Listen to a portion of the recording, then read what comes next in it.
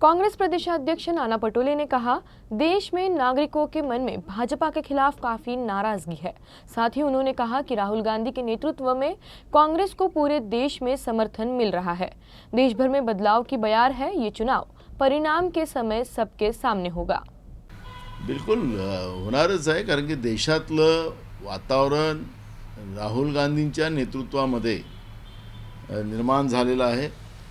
राहुल गांधीजींनी कन्याकुमारी ते काश्मीर आणि मणिपूर ते जे मुंबई जी पदयात्रा केली, हजारो किलोमीटर ते पैदल चालले, जनभावना लोकांच्या लक्षात घेतल्या, त्या पद्धतीची गॅरंटी लोकांना दिली, ती वॉरंटी सहित दिली आणि लोकांमध्येच एक बदलाव मोठ्या प्रमाणात देशामध्ये आहे। आणि नरेंद्र मोदींच्या विरोधात प्रचंड चीड, भाजपच्या विरोधात प्रचंड चीड लोकांच्या मनात आहे आणि म्हणून लोकांनीच इंडिया आघाडीला आता आपल्या हृदयात आणि मनात बसवून त्या पद्धतीने या निवडणुकीला पुढे जात आहे आणि म्हणून हे बदलावचे वारे पूर्ण देशभरामध्ये पाहायला मिळतात आहे।